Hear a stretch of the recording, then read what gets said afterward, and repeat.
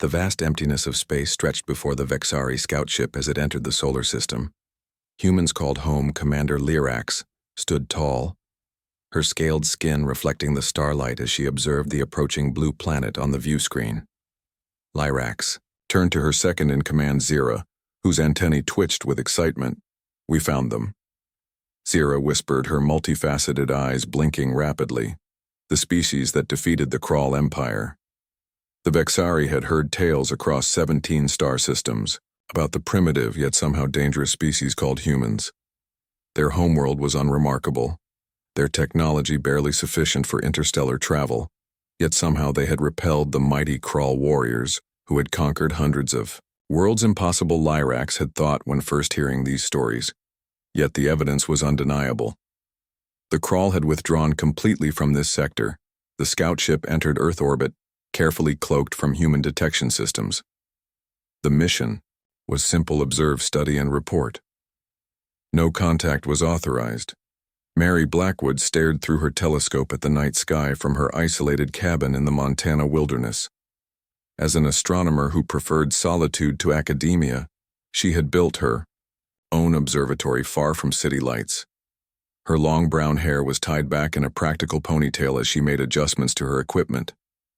Something caught her attention, a slight distortion among the stars, a ripple where there should be none. Mary frowned, checking her calculations again. She had been tracking unusual anomalies for months now, disturbances that defied explanation. Perhaps tonight she would finally get answers. The Vexari scout ship suffered an unexpected power fluctuation, causing their cloaking field to falter for 3 seconds. Lyrax hissed in frustration as warning lights flashed across the command console. Zira moved quickly, her 6-fingered hands dancing across the controls. "We were exposed, Commander," she reported, only briefly, but enough for primitive detection. Lyrax considered their options. The mission protocols were clear. No contact, no detection. If compromised, withdraw immediately. But curiosity gnawed at her. Something about these humans fascinated her. "Track the detection," Lyrax ordered. "Find out who might have seen us." Mary noted the coordinates precisely, then sent an encrypted message to her former colleague, Kate Wilson, at the research facility. Their fallout years ago over theoretical approaches to extraterrestrial life had ended their friendship, but Kate would know what to do with this information. The Vexari systems traced the detection to a single isolated structure in a remote wilderness area. Lyrax studied the readings with interest only. One human occupied the dwelling, against all protocols, against the explicit orders from the High Command. Lyrax made a decision that would forever change the relationship between their species. "We will make contact," she announced. "The High Command will never know we can mind-wipe the human afterward."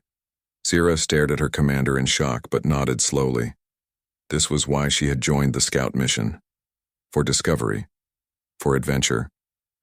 Mary was preparing tea when she heard the strange humming sound outside her cabin. She grabbed her rifle more out of habit than fear. Living alone in the wilderness had taught her to be prepared for anything. When she stepped onto her porch, what she saw made her breath catch. A sleek metallic craft about the size of a small bus hovered above her clearing. Its surface rippled like liquid mercury reflecting the moonlight. Mary lowered her rifle as a panel slid open on the craft. 2 figures emerged, tall, slender, and definitely not human. The aliens approached cautiously, Commander Lyrax assessing the human female with interest. The human was smaller than expected, with none of the fearsome attributes described in Krull reports. No razor claws, no multiple rows of teeth, just soft skin, dull teeth, and a strange calm expression. "We come in peace," Lyrax said, using the universal translator their research team had programmed with human languages. Mary nodded slowly, keeping her composure despite her racing heart. "You picked an interesting place to land," she replied, gesturing to the vast wilderness surrounding them. No government types to complicate things. Lyrax tilted her head, surprised by the humans. Quick adaptation to their presence. Most species reacted with terror or aggression upon first contact. "We are," Vexari, Lyrax explained. "We have been studying your kind." Mary invited them inside, offering tea, which the aliens politely declined. Their conversation revealed a fascinating truth. The Vexari, like many species, had underestimated humans based on their physical attributes. The Crawl made that mistake, Mary explained, sipping her tea. "They thought because we look soft, we are soft." The Vexari exchanged glances. Their intelligence on the Crawl defeat was limited. "What happened?" Zira asked, unable to contain her curiosity. Mary smiled. The Crawl landed in Australia. Figuring isolated territory would be easy to conquer, they didn't account for the wildlife or the people who survive there. Their first scout team was taken out by a human female ranger armed with just a knife and knowledge of the terrain. The Crawl commander was apparently so shocked he ordered a full retreat to reassess Lyrax, studied Mary carefully. "You don't seem surprised by our existence." Mary laughed softly. "I've been watching the skies. My entire life it would be more surprising if we were alone. They create and destroy with equal passion." Lyrax explained. "They went from primitive flight to landing on their moon in less than 70 years. Their adaptability is unmatched in any species we have encountered." Elder Nira leaned forward, her ancient eyes narrowing. "If we help them, they become part of our alliance. That is the law." Lyrax nodded, understanding the implication. Humans would gain access to Vexari technology and knowledge, but perhaps the Vexari would gain something more valuable: unpredictability. Innovation allies who saw the universe differently. The vote was close, but the decision was made. The Vexari would aid the humans against the Crawl, but discreetly. Their advanced technology would remain hidden. Their ships would engage only as a last resort. This was a test to see how humans fought. When faced with overwhelming odds, Lyrax returned to her ship, immediately sending a message to Mary. "The Vexari will provide intelligence and emergency support, but you must lead the defense." "We will be watching." Mary received the message during a strategy session with military leaders from around the world. The initial shock and disbelief had given way to determined preparation. The Crawl would face a united Earth. General Hansen spread a map across the table. Based on the Vexari intelligence, the Crawl will establish beachheads in remote areas. First Australia, Siberia, parts of Africa. They avoid population centers initially to establish supply chains. Mary nodded. "That gives us an advantage. They don't know we know they are coming." The plan they developed was unconventional. Mary smiled, thinking how it embodied human unpredictability. The Crawl expected primitive weapons and direct confrontation. Instead, they would face something entirely different. The first Crawl ships entered Earth's atmosphere exactly as predicted. Remote regions of Australia were their initial target. The massive warships descended toward the outback, their sensors detecting minimal technology and sparse population, just as their intelligence suggested. The Crawl commander Vrax watched the deployment with satisfaction. This species had been lucky against their scouting party. This time they faced the full might of the Crawl Empire. No primitive species had ever withstood their invasion force. The landing proceeded without incident. The first wave of warriors emerged from their ships, weapons ready for resistance, but the terrain was empty. No humans in sight. "Establish the beachhead," Vrax ordered. Soon this world would be another jewel in the Crawl collection. The Crawl warriors began unloading equipment, setting up perimeter defenses, preparing for the arrival of the main force. But something felt wrong. The silence was too complete. No wildlife. No resistance, not even passive observation. From her hidden bunker, Mary watched the live satellite feed of the Crawl deployment. Around her, military personnel maintained tense silence. Now she said softly. Throughout the Australian outback, thousands of hidden devices activated simultaneously. The technology was simple by Vexari standards, but the application was uniquely human. Sonic emitters modified to the exact frequency that disrupted Crawl neural patterns. The effect was immediate. The Crawl warriors collapsed. In confusion, their inner ear equivalents thrown into chaos, their coordination destroyed, simple but effective. The second phase began. Automated drones, no bigger than insects, swarmed from hiding places. Each carried a nanoscale payload that attached to crawl armor and began disrupting their communication systems. The warriors could not call for help, could not coordinate, could barely stand. From orbit, Lyrax watched with growing admiration. The humans had not used a single conventional weapon. Not one soldier had engaged directly. Yet the first crawl landing force was effectively neutralized. "This is how humans fight," she explained to her crew. "They use the environment, knowledge, information. They identified weaknesses and exploited them without risking their people." Zira watched the screens, her antennae quivering. The crawl never expected this. They prepared for weapons they could understand. In Siberia and Africa, similar scenes unfolded. The crawl landing forces met with no direct resistance. Instead, they faced environmental challenges they had not prepared for. Their technology failed in unexpected ways. Their warriors found themselves fighting an enemy they could not see. Commander Vrax raged as reports of failures came from all landing sites. How could primitive humans cause such devastation without advanced weapons? The answer came too late. The humans had studied the crawl through Vexari intelligence, learning their weaknesses, their biology, their technology, the frequency, vulnerabilities of their neural systems. The specific radiation signatures that disrupted their weapons on the crawl command ship. Vrax ordered the second wave to deploy with modified equipment. They would not be caught unprepared again, but the humans had anticipated this too. Their conversation was interrupted by the sound of vehicles approaching.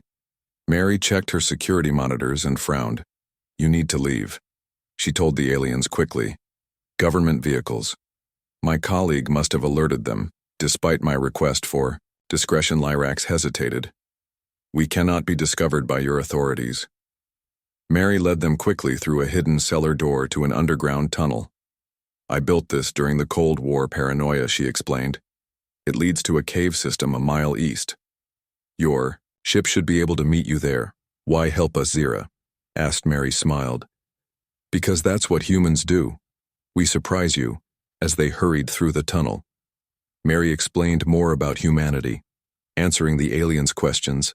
Their strength wasn't in their bodies, but in their adaptability, their creativity, their unexpected responses to threats. The crawl had expected submission based on physical comparisons, but humans had evolved as prey species that eventually outthought their predators. The Vexari reached the cave exit, their ship already waiting, cloaked from human detection. Lyrax turned to Mary. "We misjudged your kind, as have many species, it seems." Mary nodded. "Perhaps that's our greatest advantage, being underestimated." The commander made a decision that would once again break protocols. She handed Mary a small device. "This will allow us to communicate," she explained. "Should you wish to." Mary accepted the gift with a nod. "Then hurry before you're discovered." As the Vexari ship departed Earth atmosphere, Lyrax composed her report carefully, omitting certain details of their unauthorized contact. The High Command would receive a document describing humans as primitive, but developing with potential for future relations. What Lyrax kept to herself was the seed of an alliance already planted. The universe was full of threats, and the Vexari needed allies who could think differently, who could surprise their enemies. Perhaps the most dangerous ability was not strength or technology, but unpredictability, and humans had that quality in abundance. Mary watched the night sky long after the ship disappeared from view. She held the alien communication device, wondering how much to share with Kate and how much to keep secret. Some discoveries were too important, too personal to become government property. The stars seemed different now, closer somehow and filled with possibilities. 3 months passed since the Vexari visit. Mary had used the communication device sparingly, exchanging information with Lyrax about their respective cultures. She learned about the Vexari homeworld, a gas giant with floating cities, and the complex political structure of their galactic alliance. But today, the device pulsed with an urgent signal. Mary activated it to see Lyrax face. Her scales darkened with stress. "The Crawl have returned," Lyrax said without greeting. "They have amassed a fleet at the edge of your solar system. This time, they bring their full armada. Mary felt her blood run cold. How much time do we have? Perhaps 2 of your Earth weeks. They are methodical in their preparations. Mary nodded. 2 weeks to prepare for an alien invasion without causing global panic. She would need help. I need to inform some people. I trust Lyrax. This is too big for me alone, the Vexari commander hesitated, then nodded. Our high command has also been informed. They debate whether to intervene. Mary smiled grimly. Tell them not to worry. We humans are full of surprises, remember. She ended the transmission and immediately called Kate Wilson at the research facility. It was time to mend old bridges. The government meeting was tense. Mary sat beside Kate as they explained the situation to a room full of military officers and scientists. Most looked skeptical, but the evidence Mary provided, including images from the communication device, was compelling. So you made first contact with an alien species without informing authorities, said General Patricia Hansen, her gray eyes sharp with disapproval. And now you're telling us a hostile alien force is about to invade. I didn't think you'd believe me, Mary replied honestly. Besides, the Vexari wanted discretion, and you trust these Vexari? Kate asked, the strain in her voice evident. Mary nodded. Lyrax has shared tactical information about crawl weaknesses, information we can use. The meeting continued for hours as they developed a strategy. The crawl expected an easy conquest based on their assessment of human technology. They would be unprepared for the surprises humanity had. In store, Lyrax watched the High Command debate chamber with growing frustration. The elders argued endlessly about whether to intervene in the human conflict with the crawl. These humans defeated a crawl scouting force, Elder Trax said dismissively. Let them handle the full invasion. They have primitive weapons, Elder Nira countered. They stand no chance against the crawl. Armada Lyrax stepped forward, her scales brightening with emotion. You underestimate them as the crawl did. I have observed these humans. They think differently. They adapt quickly. They are innovative in ways we cannot predict. The chamber fell silent as the elders considered her words. Show us, Nira said finally. Lyrax activated the holographic display showing recordings of human history, wars, innovations, technological leaps that happened in mere decades, what took other species centuries. Nuclear power, space travel, digital technology.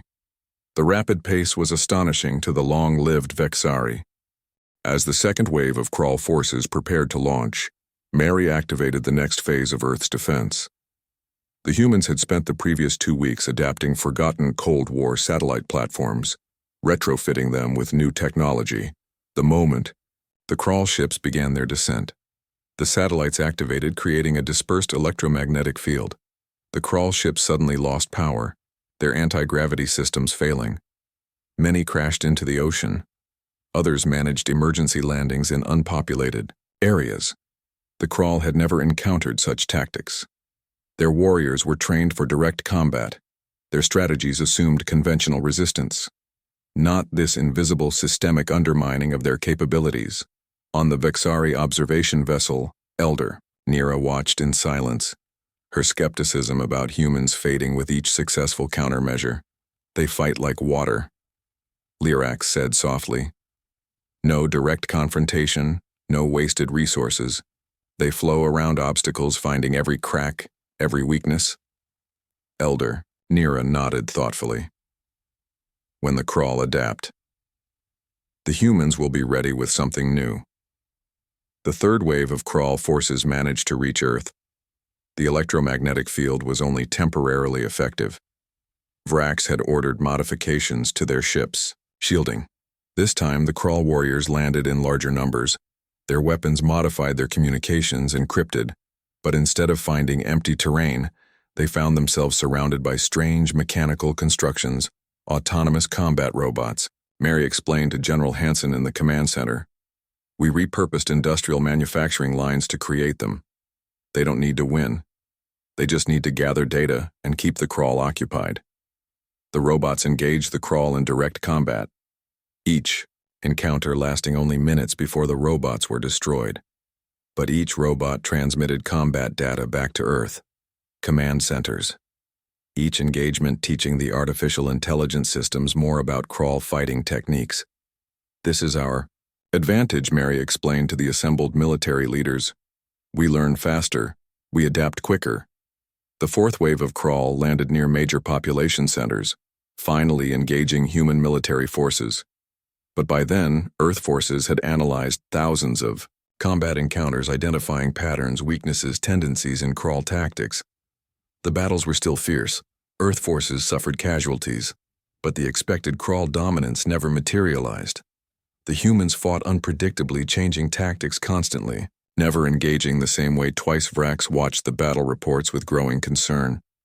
This was not how primitive species fought. They should be using their most powerful weapons immediately, throwing everything at the invaders in predictable desperation. Instead, they seemed to be testing, probing, learning. No species had ever given the crawl such difficulty.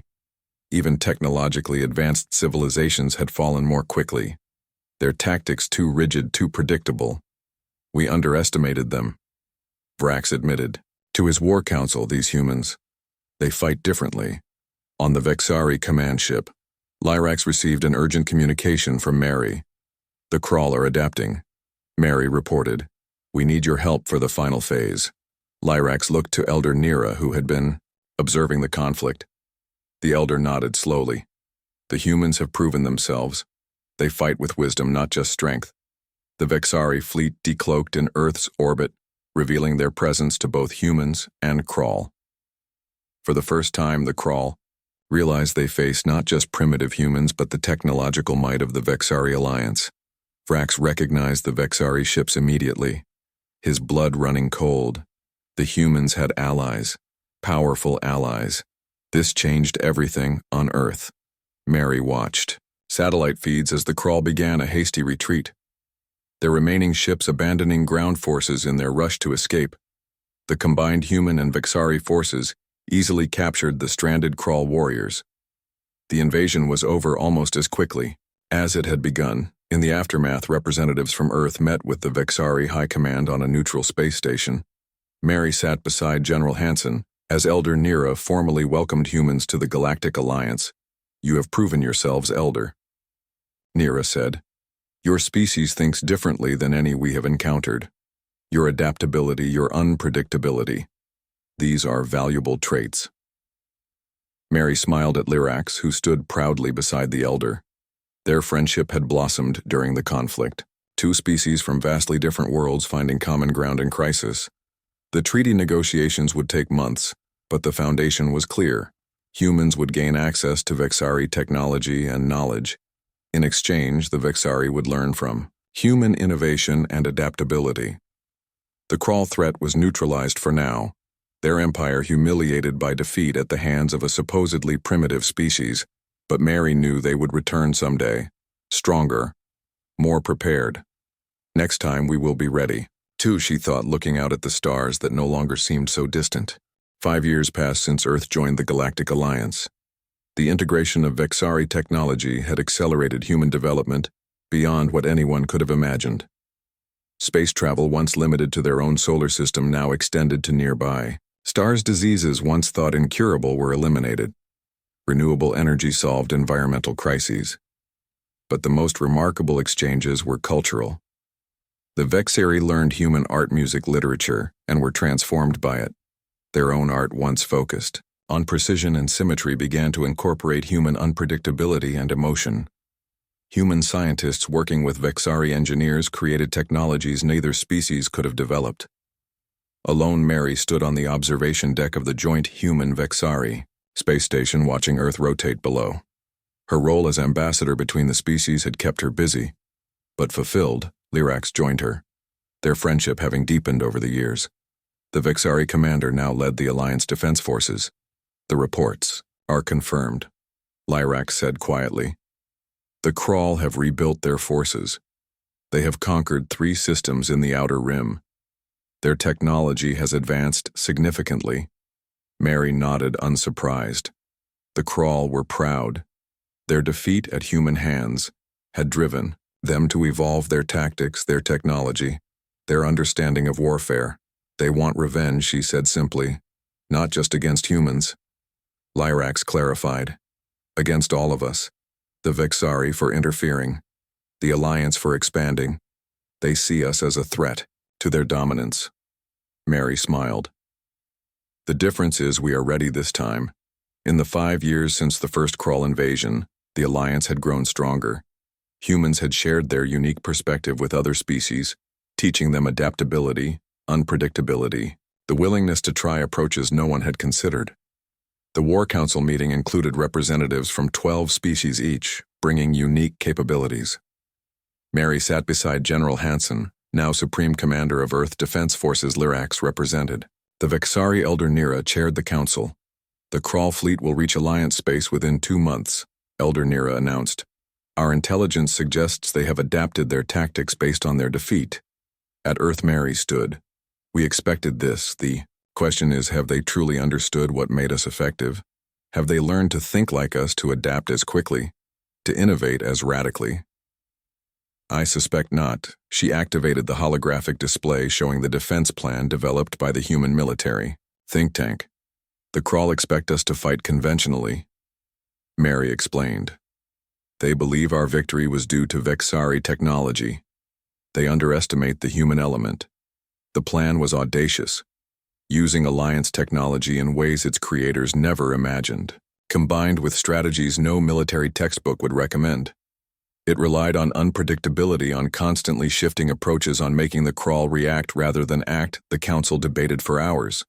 Some representatives concerned about the risks, but the memory of how effectively humans had defended Earth remained fresh. No species had ever defeated the Krull so completely with such minimal casualties. In the end, the vote was unanimous.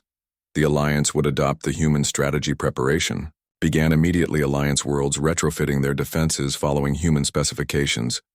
Their military forces training in new tactics.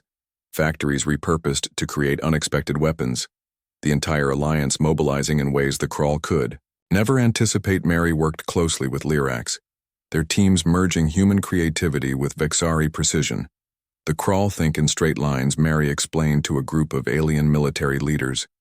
Humans think in spirals, in zigzags, in patterns that seem random but contain hidden purpose. We need to teach you to think like us. The training was intense. Species that had fought the same way for millennia, learning to abandon convention, learning to improvise, to adapt to surprise. When the Krull fleet finally arrived at the edge of Alliance space, they found nothing. The border outposts abandoned. The defense platforms, silent Commander Vrax, now Admiral of the Krull Empire, studied the sensor readings with suspicion. This was not what they expected. The Alliance should be mounting a defense. Instead, there was nothing. It is a trap, his second suggested. Of course it is, Vrax agreed. But what kind? That was the question. The humans had taught the Alliance new ways of fighting, ways the Krull still struggled to understand. They proceeded cautiously, their massive fleet moving through Alliance space, meeting no resistance. Planet after planet appeared abandoned. Though sensors showed life signs, populations had moved underground into mountain ranges, into vast forest complexes. The Krull fleet approached the Vexari homeworld, the heart of the Alliance. Surely here they would find resistance. Instead, they found a welcome message, a single human woman, Mary Blackwood, inviting Admiral Vrax to a meeting on the neutral space station. It is a trap, Vrax advisors warned. Of course, Vrax said again. But perhaps one worth springing. The Krull had studied humans intensely since their defeat, learning their history, their tendencies, their unpredictability. The meeting was arranged. Vrax would attend with guards. Mary would represent the Alliance. On the space station, Mary waited calmly, Lyrax hidden nearby, ready to intervene if necessary. The station appeared minimally staffed, just as the Krull would expect for a trap. Admiral Vrax entered the chamber, his massive form dwarfing Mary, his crimson armor gleaming, his multiple eyes scanning for threats. You represent the Alliance now. Vrax rumbled. Human. Mary nodded. I represent its spirit. Yes. They spoke for hours, Vrax expecting betrayal at every moment. But Mary simply proposed peace, cooperation, trade, the sharing of knowledge and resources. This is your trap. Vrax finally demanded.